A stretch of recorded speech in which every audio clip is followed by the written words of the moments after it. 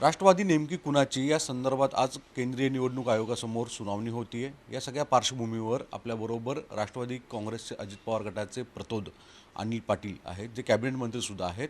संपूर्ण प्रक्रियेमध्ये त्यांचा फार महत्त्वाचा रोल होता। यामुळे आपण त्यांच्याकडे नेमकं जाणून घेऊया की या सुनावणीच्या बाबत नेमकं काय घडू शकतं, कोणत्या मुद्द्यांवर राष्ट्रवादी अजितदादांचा गट आज भूमिका मांडेल। निवडणूक आयोगाच्या समोर प्रामुख्याने महत्त्वाच्या ज्या गोष्टी असतात की पक्षासोबत किती लोकप्रतिनिधी आहेत, पक्षासोबत प्रत्येक जिल्हा स्तरावरची जे काही पदाधिकारी असतील ते किती कोणासोबत आहेत, त्याच्याबरोबर प्रत्येक राज्यामधले जे पदाधिकारी असतील ते पदाधिकारी आपल्यासोबत किती असणारे आणि प्राथमिक कार्यकर्ते जे असतात, प्राथमिक सदस्य म्हणून काम करणारे गाव पातळीपर्यंत यांची संख्या जास्तीत जास्त कोणाबरोबर असते। मला आत्मविश्वास आहे की जास्तीत जास्त लोकप्रतिनिधी आणि त्याच्यासोबत पक्षाचे पदाधिकारी हे निवडणूक आयोगाला ज्याच्याकडे जास्त वाटत असतील त्याच्याबरोबर पक्षाची जबाबदारी पण आणि चिन्ह पण भविष्यामध्ये मिळेल। मुळात ह्या सगळ्या गोष्टी तुम्ही सांगत असताना अजितदादा गटांकडे जवळपास 40पेक्षा जास्त विधानसभेचे आमदार असल्याचा एक दावा समोर येतो। दुसरीकडे विधान परिषदेत जवळपास जी काही संख्या आहे त्यापेक्षा बहुसंख्य आमदार आहेत असंही सांगितलं जातं। तर यांचे देखील ॲफिड्यूट आणि इतर कोणते ॲफिड्यूट सादर केले जातील असं? नाही, ॲफिड्यूट जवळपास 50पेक्षा जास्त आमदारांचे ॲफिड्यूट आमच्या माध्यमातून निवडणूक आयोगाला ऑलरेडी सादर झालेले आहेत। प्रत्येक जिल्ह्यातले जे पदाधिकारी आहेत, जे आत्तापर्यंत सक्रिय कार्यकर्ते म्हणून ज्याला म्हटलं जातं, त्या सगळ्या कार्यकर्त्यांचे ॲफिड्यूट हे निवडणूक आयोगासमोर याच्या अगोदरच सादर झालेले आहेत। आणि निवडणूक आयोगाला आता फक्त एवढं ऑब्झर्वेशन करायचं आहे की कायद्याच्या दृष्टिकोनातून पक्षाचं बलाबल ज्याने डिमांड केली असेल किंवा ज्याने आपलं म्हणणं मांडलं असेल ते बलाबल तपासण्याची आवश्यकता आहे। आणि मला आत्मविश्वास आहे की निवडणूक आयोग याच्या बाबतीमध्ये आमच्या बाजूनेच निर्णय देईल आणि पक्षाचं चिन्हासह पक्षाची जबाबदारीसुद्धा अजितदादांवरतीच देशपातळीवरती येईल। पाटील साहेब, मुळात सगळ्यात मुद्दा उपस्थित राहतो तो पवार साहेबांच्या निवडीच्या संदर्भात। जो यापूर्वी देखील आपल्या प्रदेशाध्यक्ष तटकर साहेब असतील किंवा प्रफुल्ल पटेल असतील यांनी दावे केले होते की मुळात पवार साहेबांची जी निवड आहे राष्ट्रीय अध्यक्षपदाची तीच योग्य पद्धतीने नव्हती आणि अजितदादांची जी निवड केली गेली ती योग्य प्रक्रिया जी म्हणजे राष्ट्रवादीचा जो मसुदा आहे त्याच्या अनुषंगाने केली गेली। ते नेमकं काय आहे? आता निवड आणि नियुक्ती याच्यामधला फार मोठा फरक असतो। लोकशाहीच्या दृष्टिकोनातून विचार करायचा झाला तर निवड ही झाली पाहिजे, नियुक्ती नको झाली पाहिजे।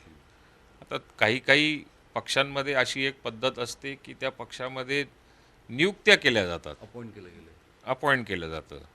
असा अपॉइंट केलेला व्यक्तीला निवडणूक आयोगाने गृहीत धरलं पाहिजे पदाधिकारी म्हणून, का निवड प्रक्रिया पूर्ण करून मग त्याची नियुक्ती झाली पाहिजे, हेच ऑब्झर्वेशन करण्याकरता आपल्याजवळ न्यायालय असतं, निवडणूक आयोग असतो, अन्य कुठले ज्या ठिकाणी आपल्याला संधी असेल त्या ठिकाणी न्याय मिळवण्याचा प्रयत्न, मग तो विधानसभेत असेल लोकसभेत असेल, त्या ठिकाणी आपलं म्हणणं आपल्याला मांडावं लागतं।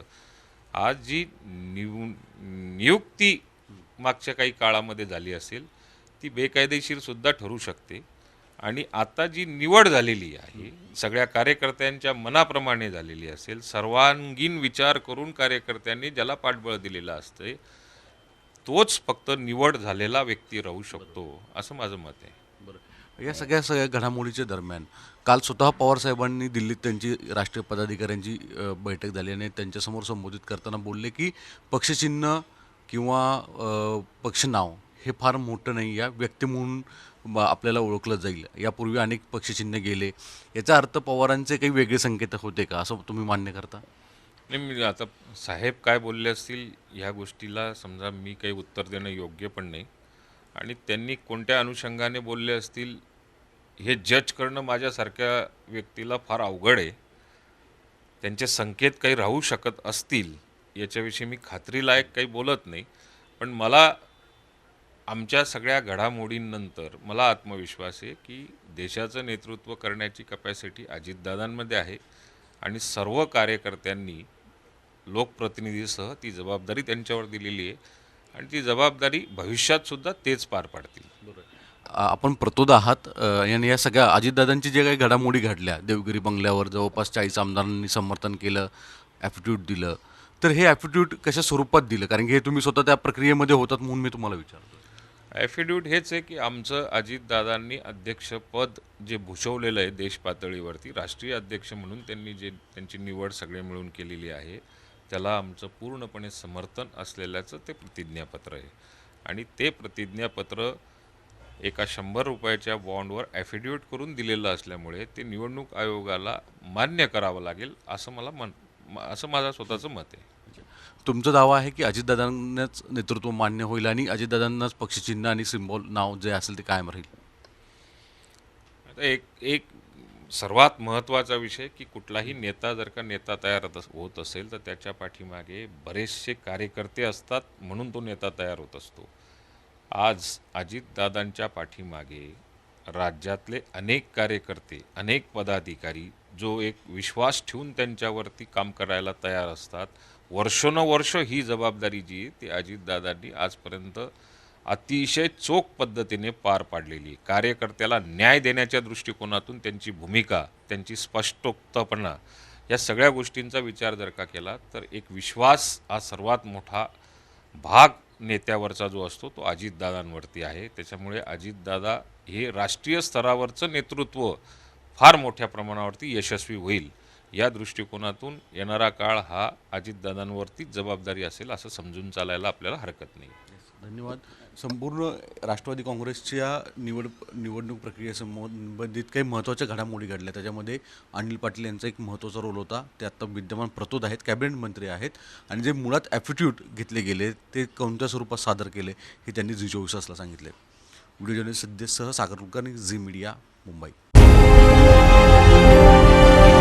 विकासाचा ध्यास म्हणजे